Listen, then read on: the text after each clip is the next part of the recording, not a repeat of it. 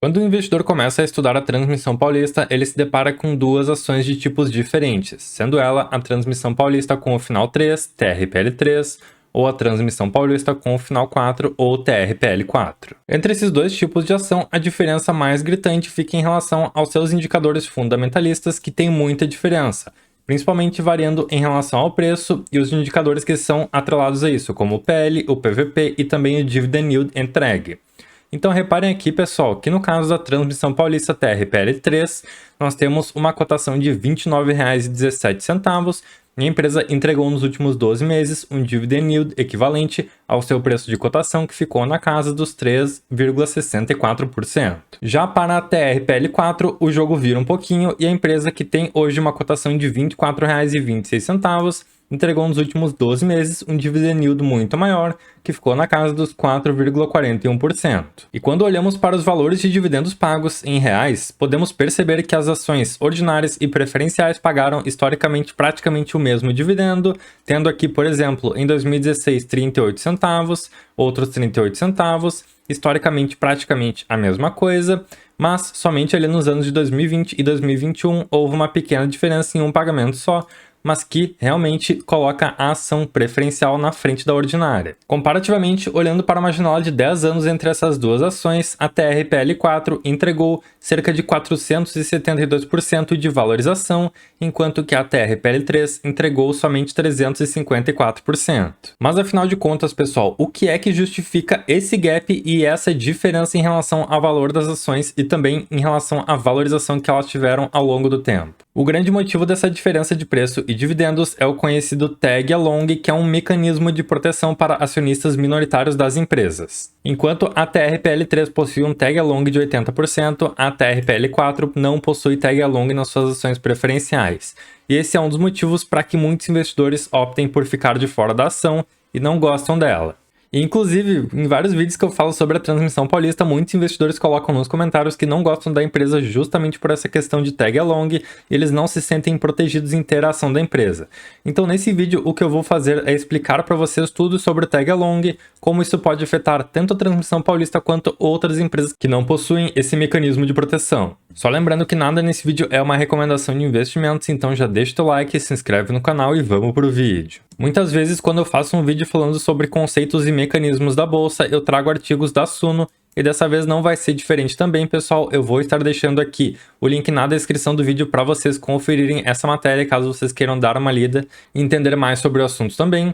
E pessoal, eu não sou patrocinado pela Suno nem nada, mas eu vejo que o pessoal traz conteúdos de muita qualidade, e é justamente por isso que eu utilizo os conteúdos deles para trazer esses vídeos para vocês. O tag along é quase como um direito de ir junto com a empresa, transformando a palavra para o português, e ele se trata então de uma proteção legal concedida aos acionistas que possuem ações ordinárias, ou seja, aquelas com o final 3. O tag along funciona então como uma ferramenta de segurança para os acionistas minoritários de uma companhia e permite que esses acionistas deixem a sociedade caso o controle da empresa passe para um novo investidor, que até então não tinha participação no negócio. No caso da Transmissão Paulista, a visão de risco que muitos investidores têm com a empresa é que ela tenha o seu controle vendido para outra empresa e com isso perca os seus fundamentos. E como a ação preferencial não possui essa proteção, caso os acionistas optem por sair da empresa quando seu controle for vendido, eles não vão conseguir fazer essa venda pelo valor total ou parcial de 80%. E a legislação brasileira define o seguinte, pessoal. Caso o controle da empresa for vendido para um novo controlador, esse controlador deverá oferecer aos acionistas minoritários que possuem ações de final 3, pelo menos 80% do valor pago para comprar as ações do bloco de controle. Com isso, caso a companhia opte por vender o seu controle para um novo controlador por R$ 100 cada ação, o acionista minoritário vai ter o direito de vender as suas ações por R$ 80 cada, caso as ações sejam de final 3. Isso aconteceria então através de uma oferta pública de aquisição de ações, a conhecida OPA, e essa venda acaba sendo opcional por cada um dos acionistas. Então, por exemplo, Digamos que a Transmissão Paulista opte por vender as suas ações a um novo controlador, você acionista teria direito de vender as suas ações de final 3 por 80% do valor que o controlador pagou por elas. Ou caso não queira vender, pode simplesmente segurar as ações e continuar com o novo controlador da companhia. Em relação às ações preferenciais de final 4, a legislação não garante aos acionistas essa proteção do tag-along e então o novo controlador não é obrigado a fazer essa OPA. E com isso, em muitos casos, é oferecido a esses acionistas somente um preço inferior ao valor pago para comprar as ações ordinárias. Isso costuma se refletir em uma desvalorização das ações preferenciais frente às ações ordinárias. E o tag-along para as ações units, aquelas que têm o final 11 e que são uma composição das ações ordinárias e preferenciais, tudo vai depender da composição que foi feita para aquela ação. Então, por exemplo, se ela possui na sua composição uma ação ordinária e 4 preferenciais, o acionista teria somente a proteção de 20% da sua composição total. Existe a possibilidade ainda que o novo controlador que adquiriu as ações da empresa anterior realize um pagamento de um prêmio aos acionistas minoritários que não vendam a sua participação, e esse prêmio pode ser dado pela diferença entre o preço de mercado da ação e o preço pago para adquirir o controle dela. Mas na Bolsa Brasileira existem muitas empresas diferentes da Transmissão Paulista e que têm o mesmo segmento de listagem, que é o Ibovespa de nível 1, e essas mesmas empresas acabam oferecendo tag-along mesmo nas suas ações preferenciais. E o que justifica isso no final das contas, pessoal? O caso é que o Ibovespa possui diferentes segmentos de listagem e que definem algumas regrinhas para as empresas se adequarem a eles. Então, por exemplo, nós temos aqui os segmentos de listagem tradicional do Ibovespa, no qual as empresas que participam deverão ter 80% de tag-along para as suas ações ordinárias. Temos também o Ibovespa+, onde as empresas deverão ter 100% de tag-along para as suas ações ordinárias e ações preferenciais não são permitidas. Temos também o Ibovespa+ nível 2, onde temos 100% de tag-along para as ações ordinárias e preferenciais. Ibovespa nível 1, com 80% de tag-along para as ações ordinárias, Ibovespa nível 2 com 100% para ordinárias e preferenciais, e para finalizar, o segmento mais alto em relação ao nível de governança do Ibovespa, que é conhecido como Novo Mercado, em que as ações que negociam na bolsa têm somente ações de final 3, ou seja, ordinárias sendo negociadas, e elas possuem um tag-along de 100%.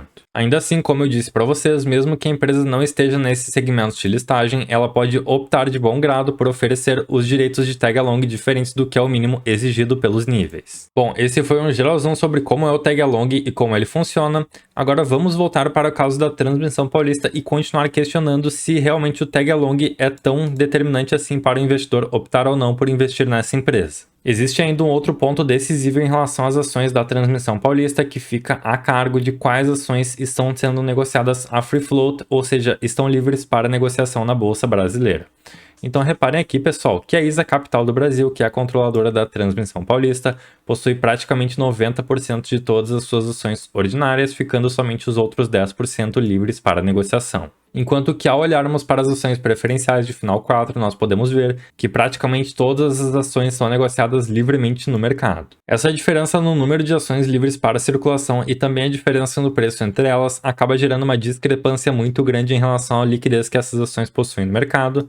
Então reparem aqui que no caso da ação ordinária da Transmissão Paulista, ela possui uma liquidez média diária de negociação de praticamente R$ 63 mil.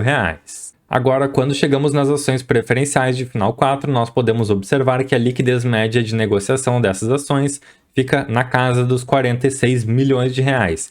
Então realmente, pessoal, aqui essa diferença é enorme em relação às duas ações. E justamente essa baixíssima liquidez pode trazer muitos problemas ao investidor que quer entrar com um capital um pouquinho maior na empresa, porque caso ele adquira participação nela, ele pode ter muitos problemas para vender a sua posição posteriormente.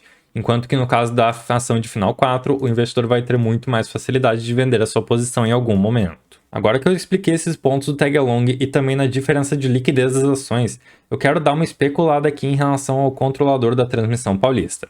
Então, para quem não sabe, a Transmissão Paulista é controlada por uma estatal colombiana conhecida como Ecopetrol. Então, para o pessoal aí que também não gosta de investir em empresas que têm participação estatal, a Transmissão Paulista também é uma empresa que deve ficar de fora da carteira. Hoje, a Transmissão Paulista, controlada pela estatal colombiana Ecopetrol, tem um valor de mercado de mais de 17 bilhões de reais e é também uma das empresas mais lucrativas da Bolsa Brasileira, possuindo diversas linhas de concessão de transmissão com um valor agregado de RAP muito alto. Só para vocês terem uma ideia, a receita anual permitida da Transmissão Paulista para o ciclo 2022-2023 fica na casa dos 4,9 bilhões de reais. E esse valor deve ainda aumentar para os próximos anos com a conclusão de algumas obras de transmissão e também a recomposição do RBSE, que é uma indenização que a Transmissão Paulista vai continuar recebendo ainda por alguns anos do governo. No fim das contas, considerando esse valor de mercado e todos os ativos que a empresa tem e o quanto ela é lucrativa, caso alguém tivesse interesse em adquirir a Transmissão Paulista da Ecopetrol, certamente essa empresa teria que vir com muita bala na agulha para adquirir de uma vez só a Transmissão Paulista. E no meu entendimento, os controladores da ISA-CTEP não teriam interesse em vender a empresa por um valor tão pequeno e provavelmente o valor de mercado que ela seria vendida seria muito mais alto do que esses 17 bilhões de reais.